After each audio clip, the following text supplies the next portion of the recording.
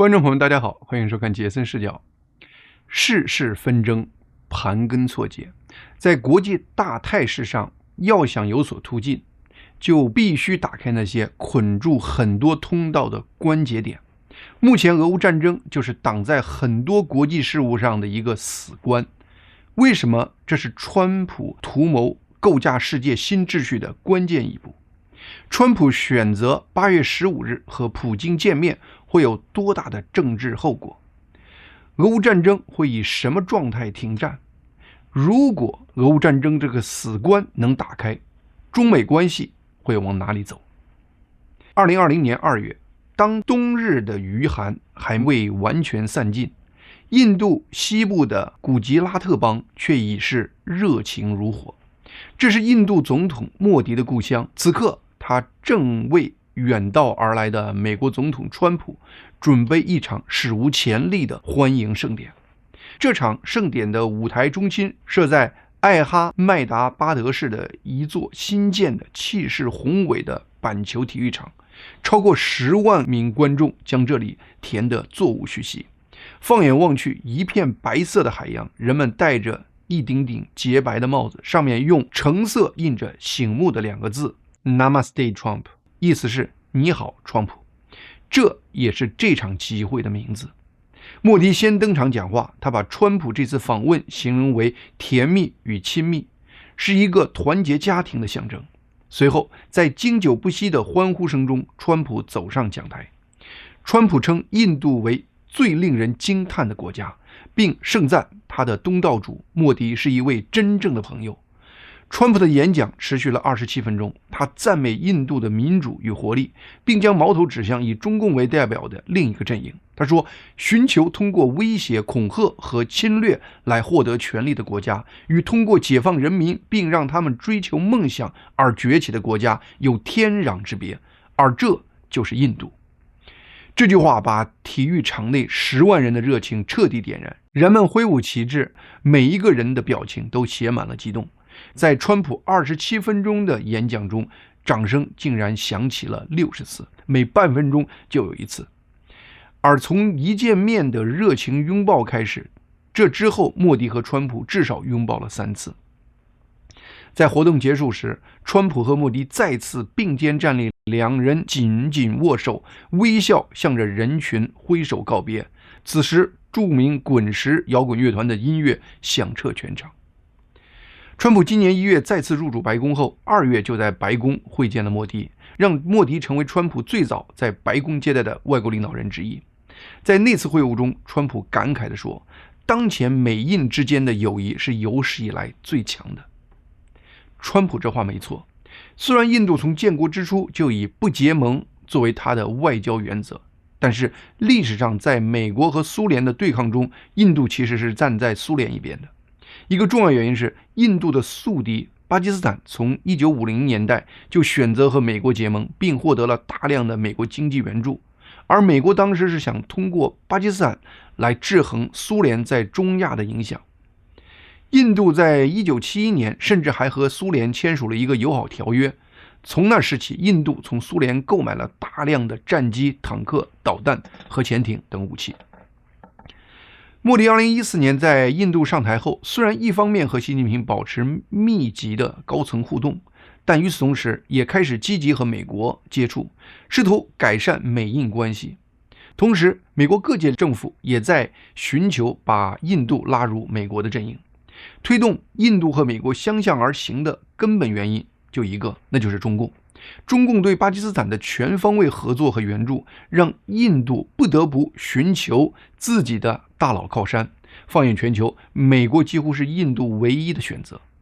同时，过去10多年，中共在印太多个地区展现出想改变现有世界秩序的意愿和行动，这也让美国清醒认识到，中共已经成为美国未来在印太乃至全球的主要对手。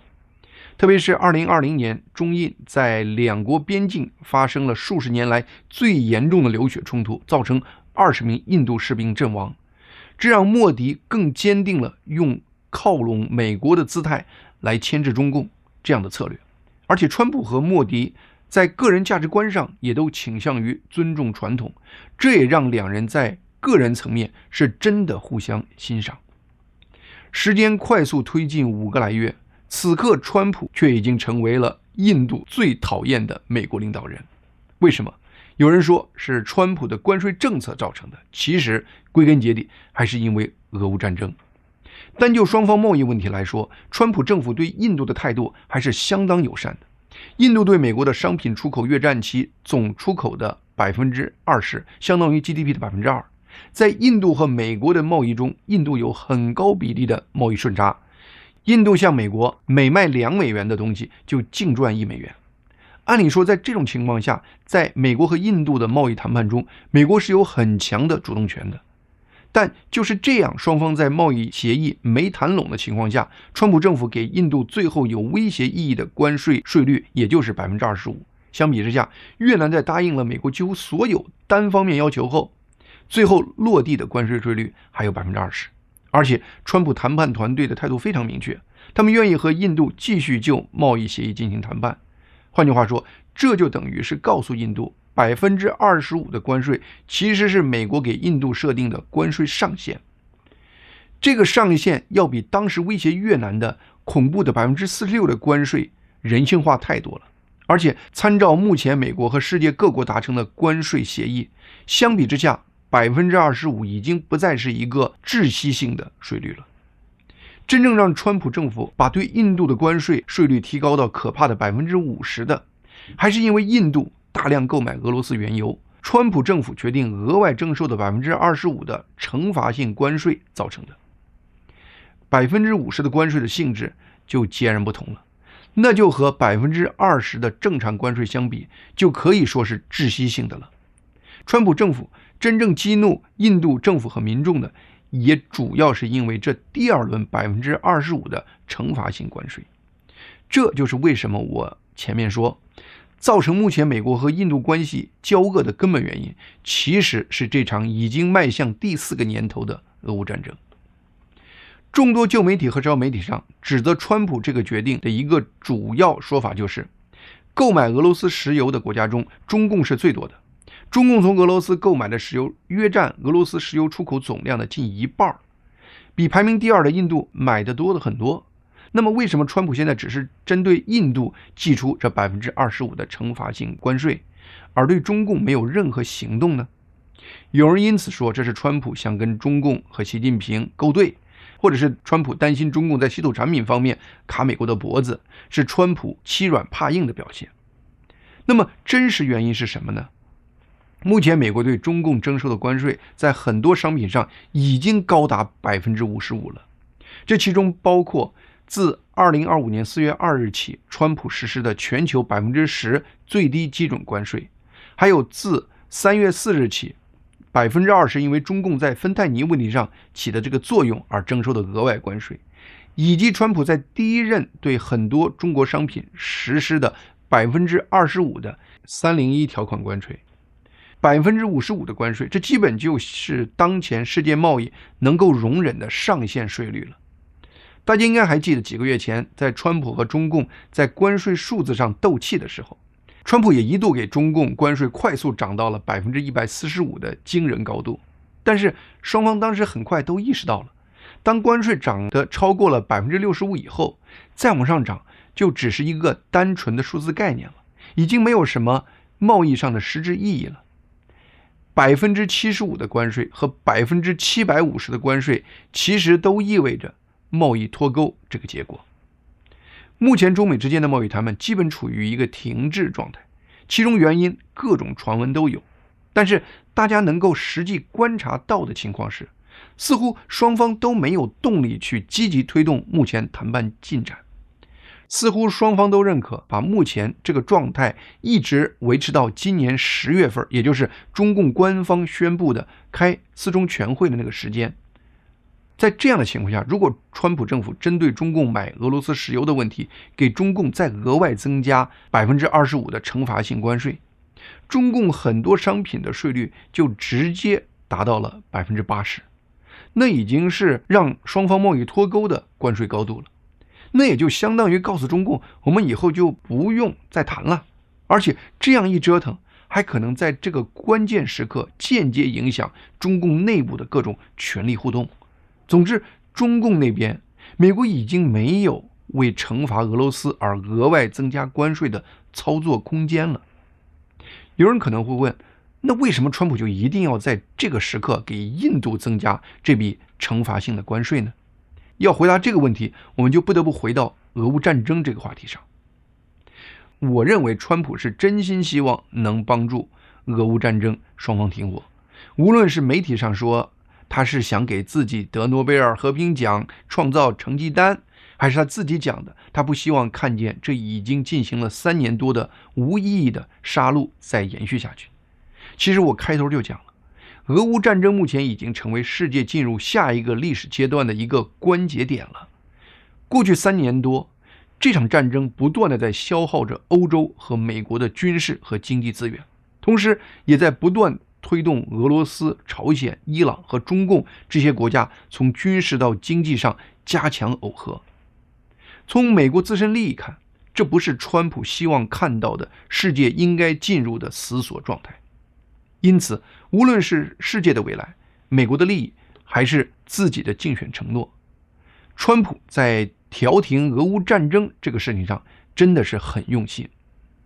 他先是施压泽连斯基，让泽连斯基认清现实，过程中一系列的戏剧性的情节我就不必在这里重复了。随后他就开始和普京沟通。7月3日，川普终于认识到停止这场战争的关键还是普京的态度。当天，在他和普京进行了1个多小时的通话后，川普告诉记者，我对今天与普京总统的谈话非常失望，因为我认为他不在状态，我认为他不想停止这场战争。随后，川普就开始逐步加大对俄罗斯方面的压力。川普先是给俄罗斯定了50天的停火期，并威胁说，如果俄罗斯到时不达成停火协议，将面临严厉的新的来自美国的制裁，包括对购买俄罗斯出口产品国家实施2级制裁。俄罗斯的经济命脉就是石油出口，因此川普政府还提出准备打击俄罗斯的影子船队，就是俄罗斯向印度、中国出口原油的那数百艘老油轮。7月28日，川普又突然把此前那个50天的停火期限给缩短为10或12天。回应川普的步步紧逼，俄罗斯前总统梅德韦杰夫警告说，川普的每一个新的最后通牒都是一种威胁，都是向战争迈出的一步。对于梅德韦杰夫的这个威胁，川普针锋相对。8月1日，川普发表了一份罕见的声明说，我已经下令将2艘核潜艇部署到相应地区，以防这些愚蠢煽动性言论不仅仅是说说而已。这样做逼迫俄罗斯不得不降低对美国的威胁调门。8月6日，川普政府宣布对印度25%的第2轮额外关税，惩罚他大量购买俄罗斯石油。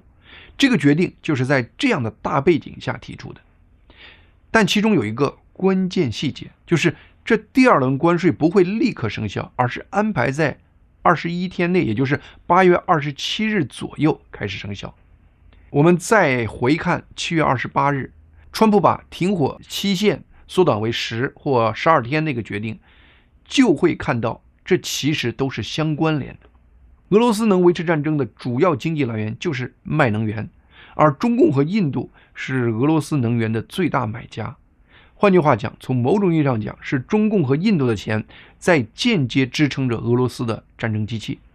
前面我们已经分析了，中共虽然给俄罗斯提供资金和技术最多，但是因为历史和现实的各种原因，中共那边美国已经没有额外征收惩罚性关税的空间了。如果真的想让俄罗斯的经济感到疼，那就只能从印度这个俄罗斯能源第2大买家这边下手了。就在川普政府宣布准备因印度买俄罗斯石油而对印度实施2级制裁性关税的当天，也就是8月6日，川普的特使维特科夫正在莫斯科和普京会面。据说双方会谈居然持续了3个小时。2天后，也就是8月8日，川普正式宣布将于8月15日在阿拉斯加和普京举行个人会面，而8月9日正是川普设定的缩短后的停火期限的截止日期。从这些时间上的关联看，8月6日，川普宣布对印度的制裁性关税，大概率是川普对俄罗斯和普京极度施压的一个重要环节。有人会问，目前西方国家已经给俄罗斯施加了8000多项制裁措施了，普京自己在公开场合已经夸口说，他领导下的俄罗斯已经对西方制裁有完美的免疫力了。为什么川普认为针对印度的惩罚性关税会对普京有什么影响呢？其实制裁的关键不在数量，而在于制裁的打击点和打击的时机。这次川普政府直接打击的就是俄罗斯的能源出口，而且是在当前俄罗斯经济处于过去4年最艰难的时刻实施的这轮制裁。首先，对印度的制裁直接针对的是俄罗斯的能源收入。虽然印度购买的俄罗斯能源比中共少，但是也占到了俄罗斯出口石油总量的约 30%。 有报道说，在川普政府宣布这个2级制裁前后，印度官方炼油厂其实已经开始减少对俄罗斯石油的进口了。而俄罗斯目前的经济状况已经承受不起任何大规模的财政收入减少了。2025年，俄罗斯经济可能正式进入了对乌克兰战争以来最痛苦的一年。俄罗斯官方报道的通胀数据已经是 10%了，而老百姓现实经历的要比这个数据高很多。俄罗斯央行在今年前3个月就3次调高基准利率，目前俄罗斯央行的基准年利率达到了惊人的 21%。各国央行调高基准利率的主要目的就是为了抑制通胀。单从 21% 这个惊人的央行利率看，就不难看到俄罗斯通胀恶化已经到了俄罗斯央行必须采用核弹级的措施来防止通胀引发俄国经济从内部崩塌的这个雪峰效应了。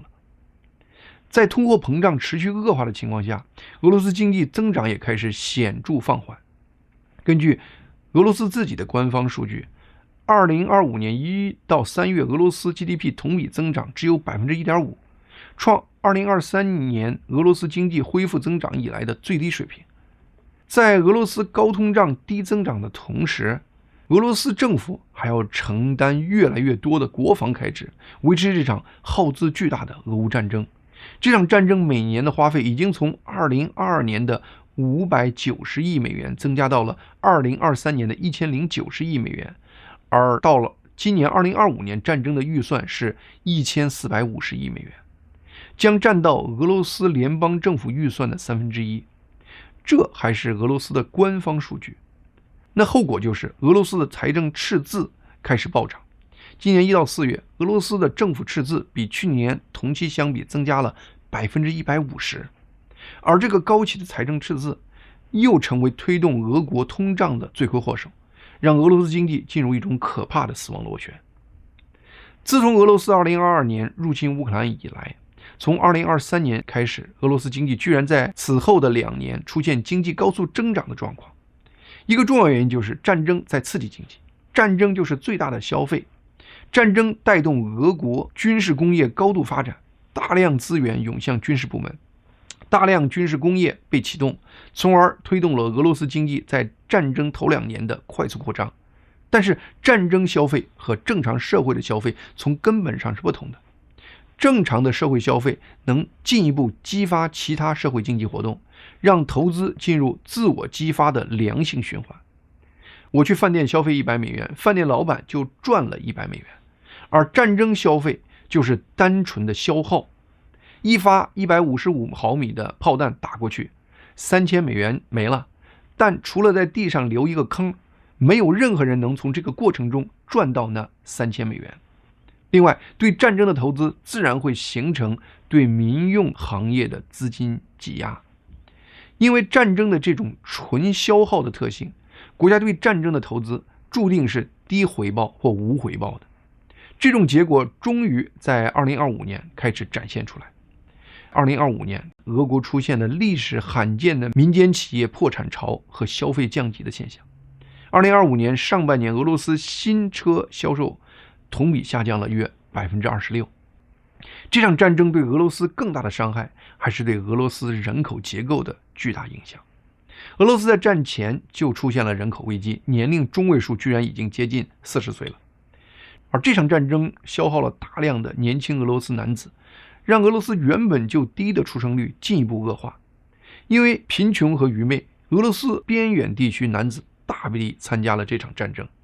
随着大量边远地区年轻男子在战争中死去或受伤，一些地区的人口结构甚至都在变化，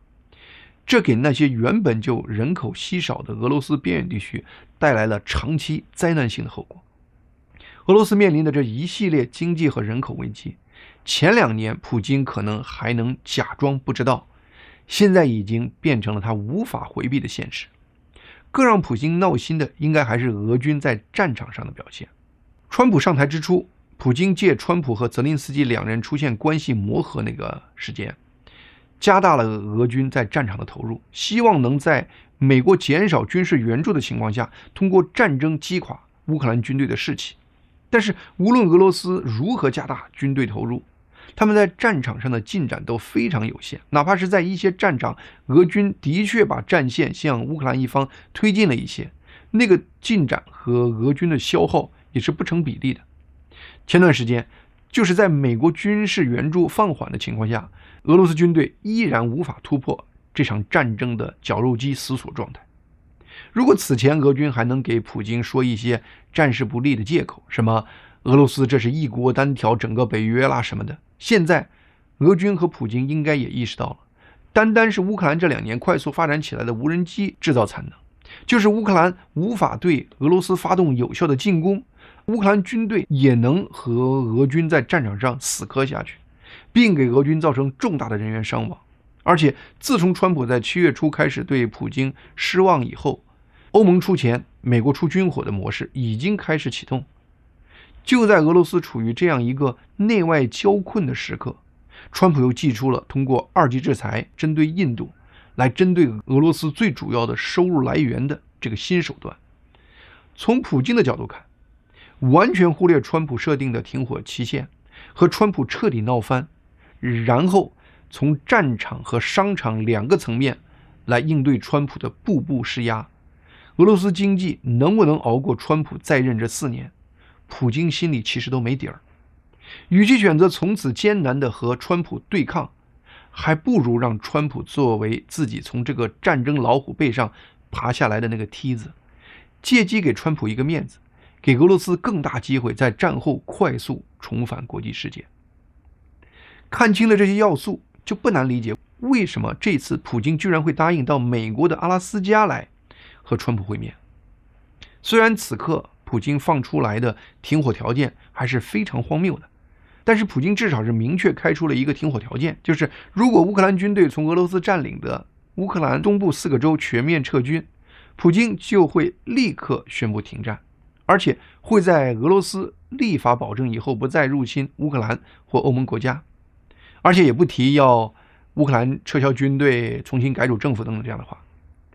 要谈判嘛，就得允许人家漫天要价。其实目前乌克兰要求俄罗斯退还占领乌克兰的所有领土，包括克里米亚半岛。